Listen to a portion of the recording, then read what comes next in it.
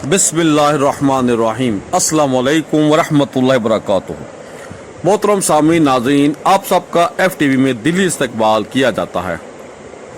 The knowledge obtain bye experiment and observation, यानी कि वो नॉलेज जो कि तजर्बात और मुशाहिदात की बुनियाद के ऊपर एक्वायर किया जाता है, वो साइंस कहलाता है।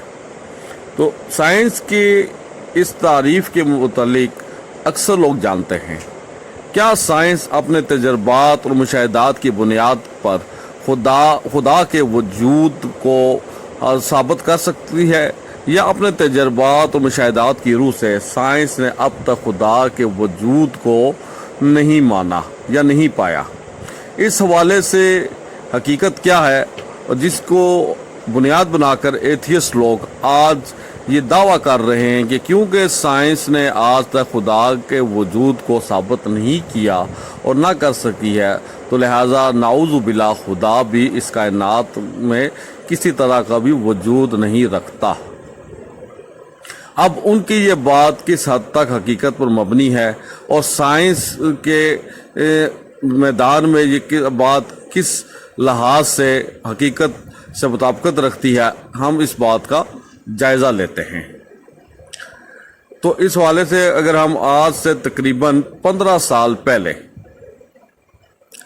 यानी कि 2005 में 23 अगस्त 2005 के एक खबर का जायज़ा लें जो कि न्यूयॉर्क टाइम में लगी थी। उसमें ये बयान किया गया है कि न्यूयॉर्क में एक कॉलेज है जिसका नाम सिटी कॉलेज ऑफ न्यूयॉर्क है। सिटी कॉलेज में साइंटिस्ट की एक कॉन्फ्रेंस हुई थी। इस कॉन्फ्रेंस में साइंस के स्टूडेंट्स भी शामिल थे। उस मौके पे ऑडियंस में से एक स्टूडेंट ने ये सवाल किया पैनलिस्ट से कि क्या खुदा पे बिलीव करना साइंस से मुताबिकत रखता है। तो जो पैनलिस्ट थे वो नहायत ही ज़हीन और शार्प माइंड थे और सभी तकरीबन नोबल इनाम याफ्ता थे।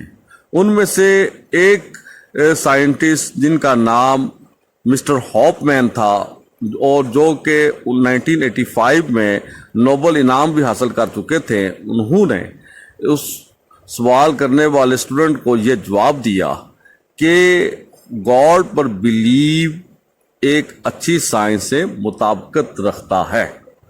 फिर उन्होंने मज़ीद भी इसके ऊपर मुख्तसर सा तबसरा किया, और जब आप उस अखबार की डिटेल पढ़ेंगे जिसका पूरे पैराग्राफ को हमने अपनी डिस्क्रिप्शन में दे दिया है, तो उस वक्त आप पर यह हकीकत मुनकशिफ होगी कि वाक़तन सभी साइंटिस्ट खुदा के वजूद के इनकारी नहीं हैं, बल्कि आज के दौर में भी बहुत सारे साइंटिस्ट ऐसे हैं जो कि खुदा के वजूद का इकरार करते हैं, मानते हैं और इस बात पर जोर देते हैं कि खुदा के वजूद के हवाले से साइंस के में बहुत ज़्यादा काम किया गया है और वो इसके लिए सुपर नेचुरल या सुप्रीम बीइंग इस किस्म की टर्म इस्तेमाल करते हैं।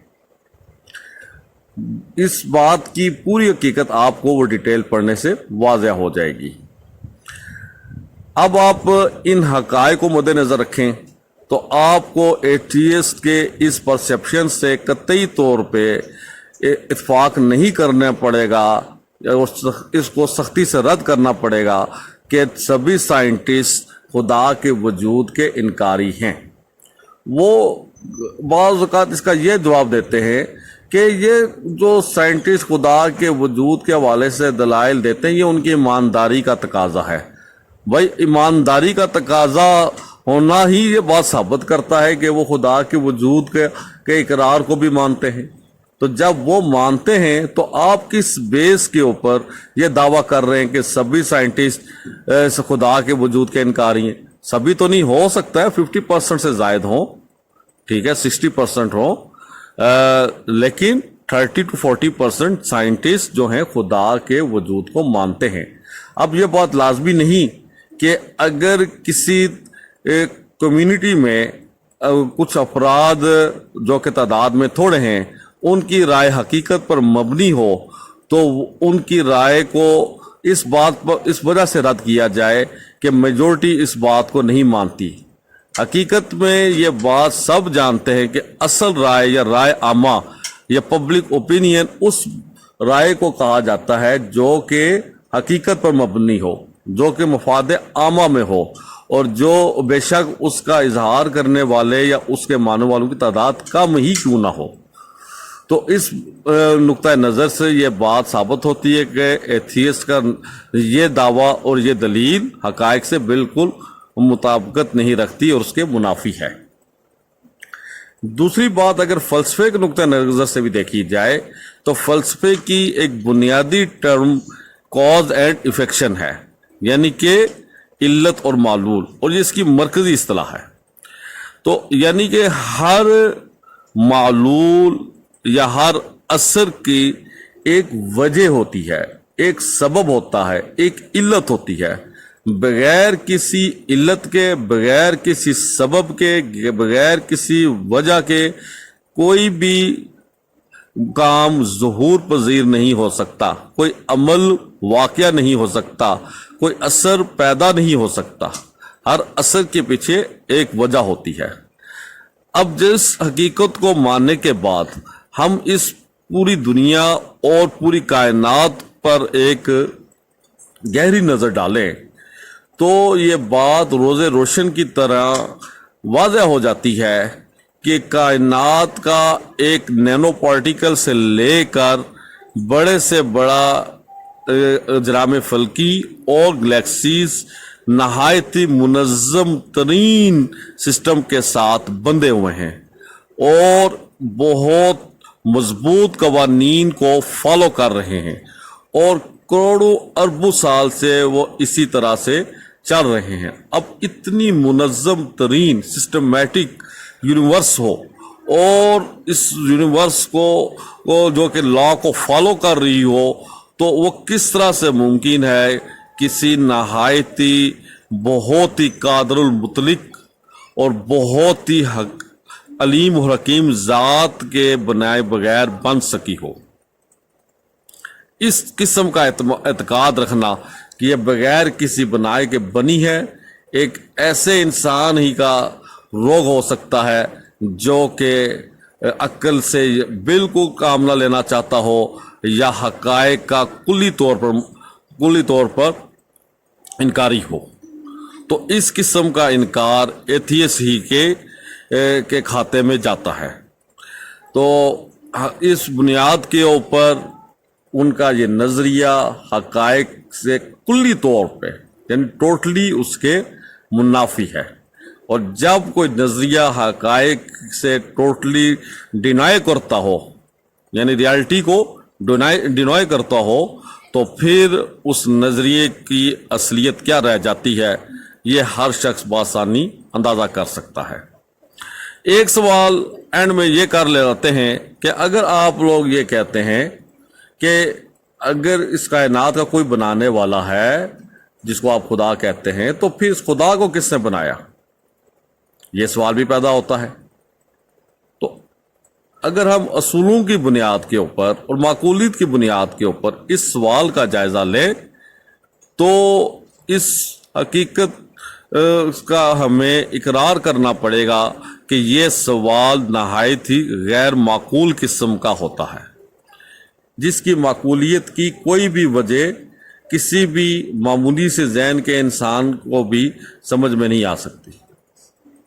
دیکھیں، مثال لے لیتے ہیں کہ فرض کریں کہ